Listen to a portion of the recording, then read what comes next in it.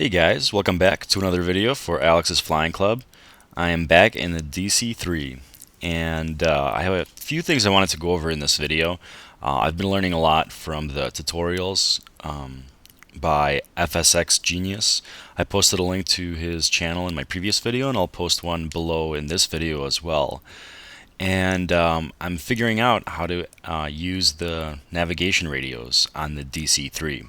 I've already practiced on the Cessna 172, and during this flight was my first attempt to use them on the DC-3. I've also learned how to taxi properly using the progressive taxi guide path, I guess, and you'll see it in a few minutes here. It makes it a lot easier to follow the taxiways because I don't know how to use the airport's numerical system to determine where to go, but FSX and FS 2004 make it easy by showing you the path. So I'm just starting up the engines here and I'll taxi out in just a minute. As you can see, for the first time, I'm not starting on the runway. I'm starting in the parking area of the airport in Detroit. Metro clearance delivery, Douglas, November 849er Echo Hotel, ready to copy IFR clearance to Midway. Douglas, November 849er Echo Hotel is cleared to Midway Airport as filed. Fly runway heading, climb and maintain 4,000. Departure frequency is 118.905, squawk 5467. Douglas, November 849er Echo Hotel, cleared Midway Airport as filed. Fly runway heading, climb and maintain 4,000. Departure on 118.905, squawk 5467. Douglas, 9er Echo Hotel, readback is correct. Contact ground on 119.45 when ready to taxi.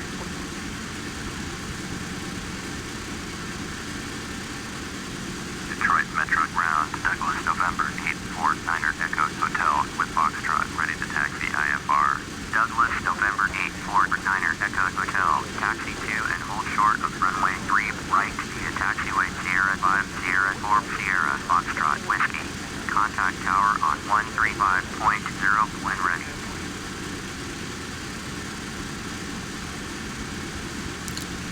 So there's the progressive taxi that I'll use because hold short runway 3 right via taxiway Sierra 5 Sierra 4 Sierra Foxtrot Whiskey. Douglas, November 849er Echo Hotel.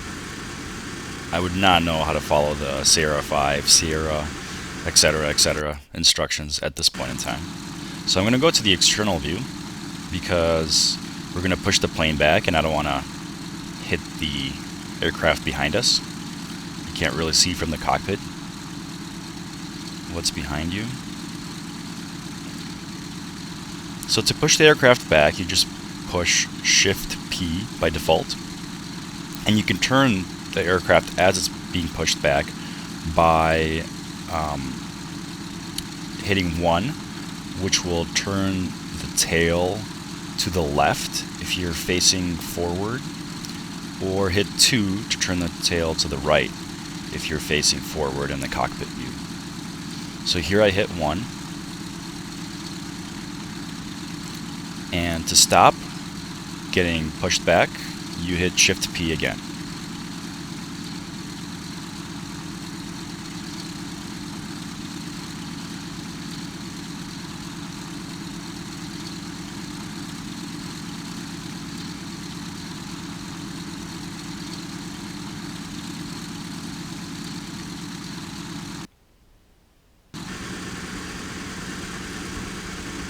There we go.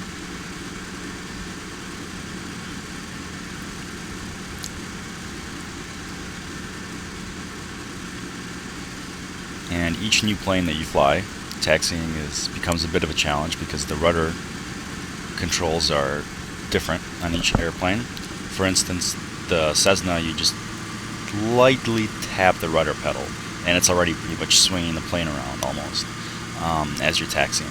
But the DC-3 is a lot more sluggish and you have to give it more rudder. It's also very easy to go too fast when you're taxiing.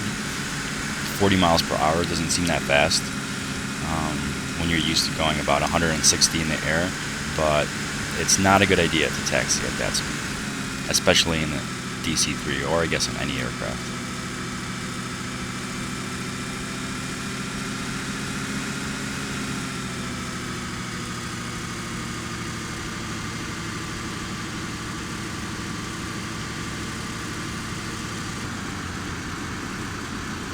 We're coming up on the runway.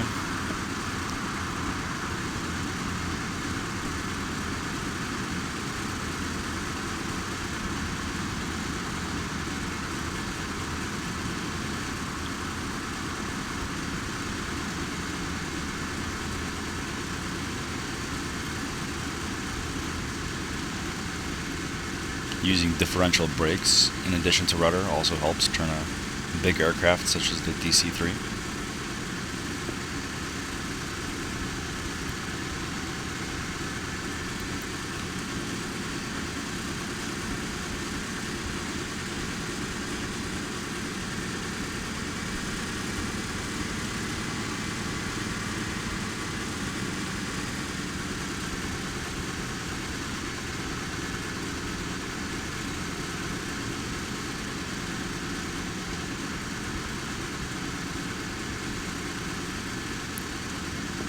And here's the navigation radio and communication radio panel that'll go over a little bit more detail during the flight.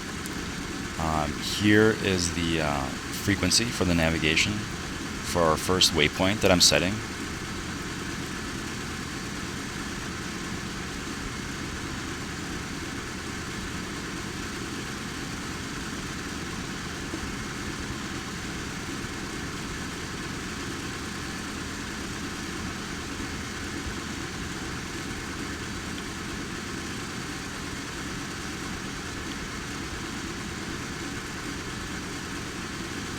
And these audio and mute controls, which I'll show again later in the video, I think they tell the pilot whether they're receiving the frequency or not. So now that we've set the navigation frequency, you see that our radio compass, the arrow is pointing to the heading from which the navigation frequency is coming from. Taxi to gate Charlie 6 via taxiway Whiskey 3 Whiskey Foxtrot Hotel Kilo. Taxiing to gate Charlie 6 using taxiway Whiskey 3 Whiskey Foxtrot Hotel Kilo American Pacific 384. Detroit Metro Tower Douglas November 849er Echo Hotel ready for IFR departure runway 3 right. Douglas November 849er Echo Hotel cleared for takeoff runway 3 right. Cleared for takeoff runway 3 right. Douglas November 849er Echo Hotel.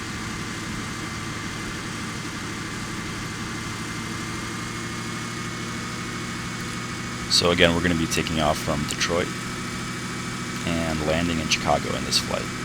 And the third new thing that I'm doing this flight that I hadn't done before is following the flight plan, the instrument flight rules plan that utilizes the air traffic controllers throughout my flight, not just in the takeoff and landing, to tell me where to go and notify me if there are aircraft in the area so that I'm not accidentally flying into their airspace. So you'll see me communicating with controllers throughout the entire flight, which is pretty cool because I was wondering about how to do that in previous videos. And it's actually very simple once you get the hang of it. And I did practice this first in the Cessna 172 after learning about it from the tutorial by FSX Genius.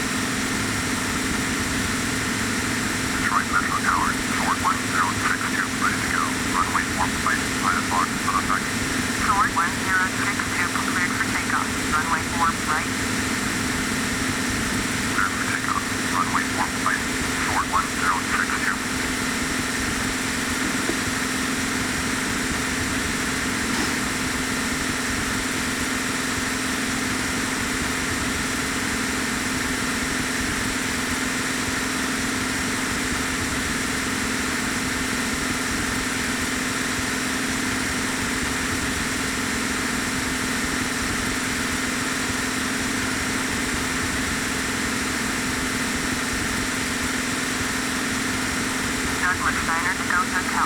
Contact Detroit departure on 118.905.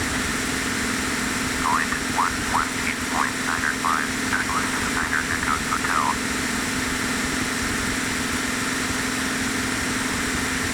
Detroit departure, Douglas November 84 9 Echoes Hotel. Just climbing through 1,600 with 1,000. Douglas November 84 9 Echoes Hotel. Detroit departure, Roger. Altimeter 2992. Douglas 9 Echoes Hotel. Turn left heading 270. Resume on navigation. Climb and maintain 4,000. Turn left heading 270. Succeed on course. Climb and maintain 4,000. Douglas 9 Echoes Hotel.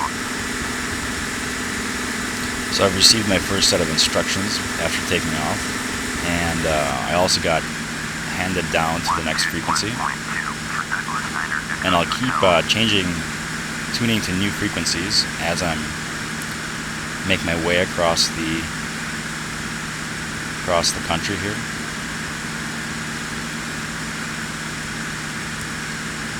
Altitude approach, Douglas November 84 9 Echoes Hotel with you. Douglas November 84 9 Echoes Hotel. Element approach, Roger. Current altimeter 2992.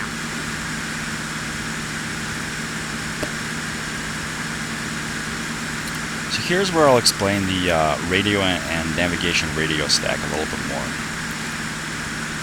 So what I'm circling over right now, these two, this one and this one, these are the communication radios. And you set the frequencies by, and here, yeah, you can switch between them to determine which one you're actually listening to. And that's just for talking to tower. And Flight Simulator 2004 automatically switches you to the frequency using their interface. Now here is the first set of navigation radios called ADF, and that's a non-direction. That's kind of like I guess an older way of doing it. It's a non-directional beacon, as I understand it, and this gives you less information than the other navigation radio in most aircraft. And you can tune it by using the knobs at the top, the green and red ones for the major frequency, and then for whatever's after the decimal, you use the little circle knobs that are also green and red below the major ones.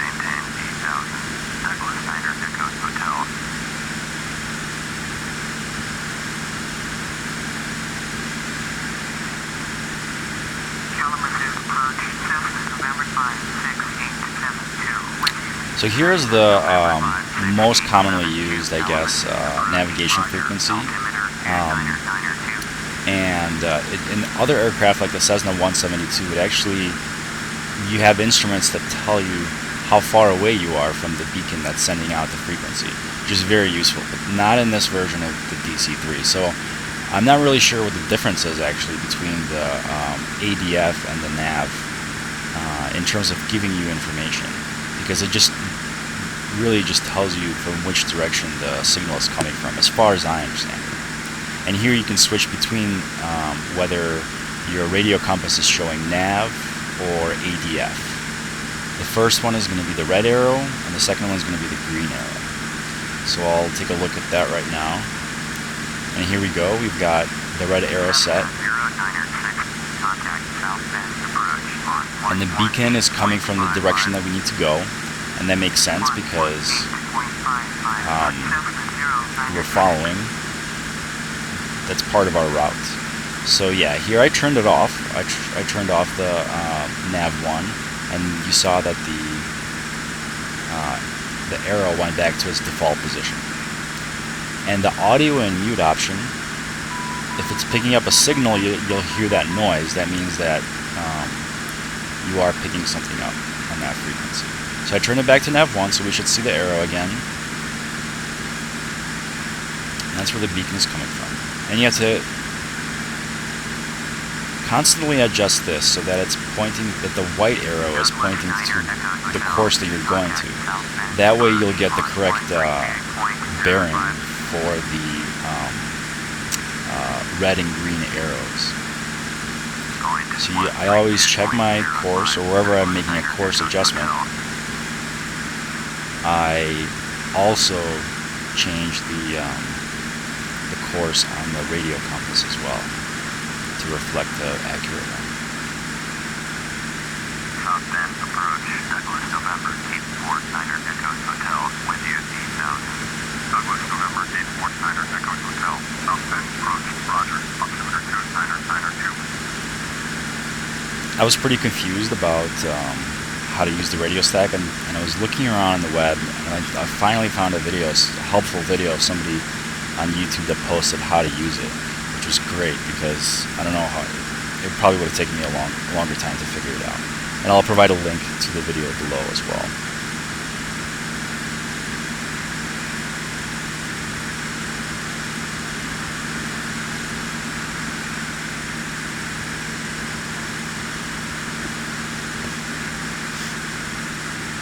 So here I'm showing how you can adjust the frequency. I think I've set it for the next waypoint on nav2. We're picking that up. I turned on nav2, and the green arrow should now be pointing to the next waypoint, and that's the correct bearing for it.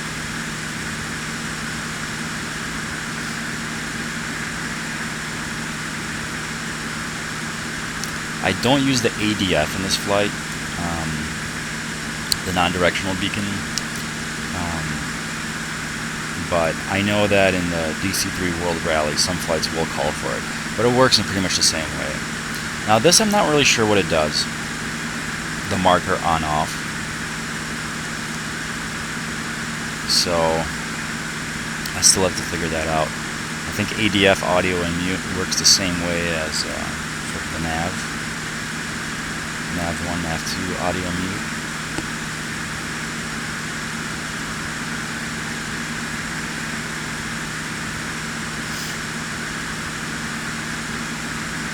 But I'm not picking up any frequency because I haven't set my ADF for any waypoints in this flight.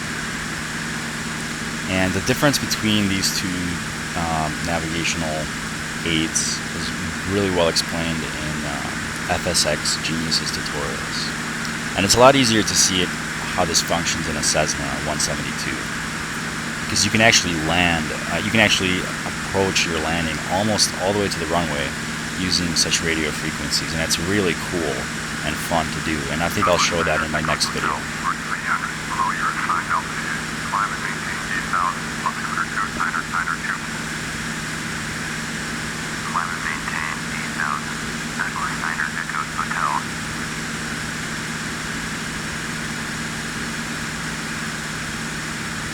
So here, usually the air traffic controllers let me fly in my flight path, but here they did divert me away, and this happens. You're pretty much in their control, and you have to follow their path, and oftentimes they'll bring you back to your course, but they can change it at will, which is fine.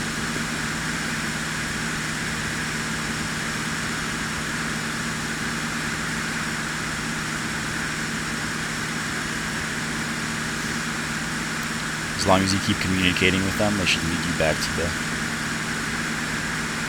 arrival airport, hopefully.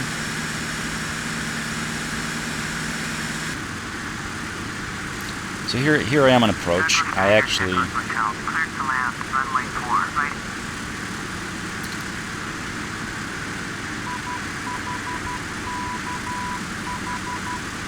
for some reason I thought I could use the navigation radios to land just like in a Cessna, and just by getting the direction that the airport is, using the navigation frequencies and then controlling my height with the throttle and pitch control.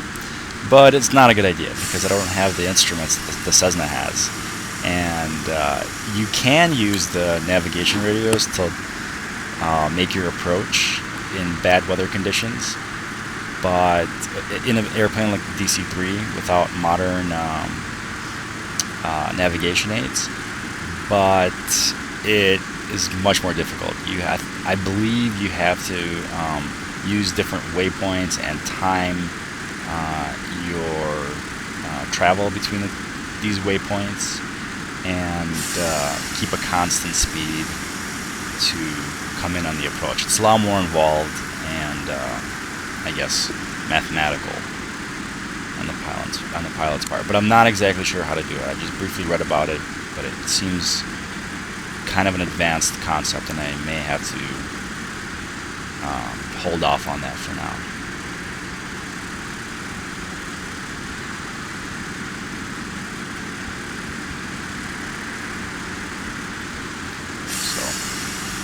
Turned off my autopilot for this approach and doing it the old-fashioned way, using the PAPI lights.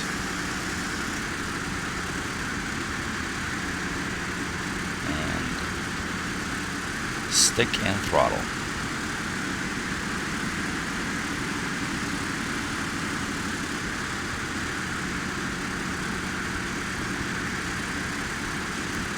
You can see downtown Chicago in the distance. I was wondering why they had me land at Midway Airport and not O'Hare, which is the larger. O'Hare is the larger of the two airports, but I can see why now, because as we're landing, we get a really nice view of the city.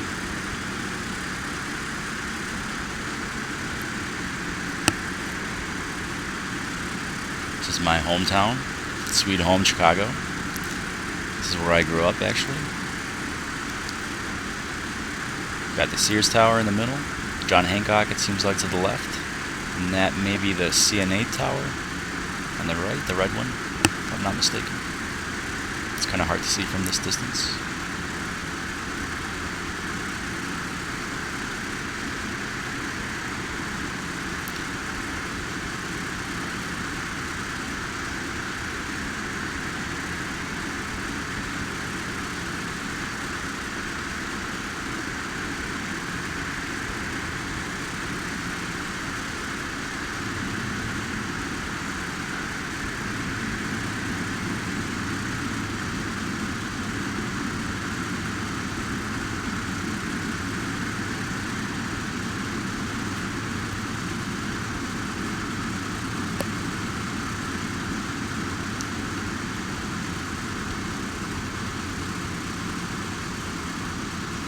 Douglas Niner, Echo Hotel. Turn next taxiway.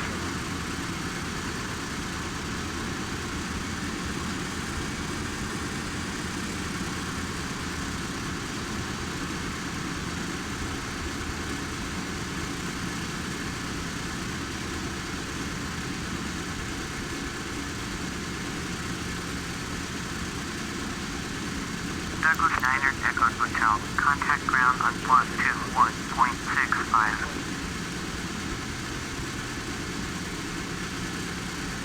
Going to 121.65. Douglas Niner, Echo Hotel.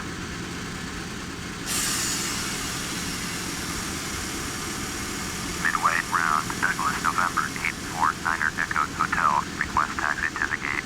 Douglas November 84 Niner, Echo Hotel. Taxi to gate Charlie 2 via taxiway Papa Yankee. Taxiing to gate Charlie 2 via taxiway Papa Yankee. Douglas November 84 Niner, Echo Hotel. So we're going to use progressive taxi the same way that we did right before takeoff. And I'll stop the narration right here. Hope you guys found this video enjoyable and informative if you're learning the DC-3 and Microsoft Flight Simulator for the first time. And I hope to make the next video from Chicago to Milwaukee using the Cessna 172. Talk a little bit more about the navigational aids that I mentioned in this video. So, thanks for watching. We're gonna pull up to the gate here and shut down our engines, and I will see you guys fairly shortly. Thanks for watching.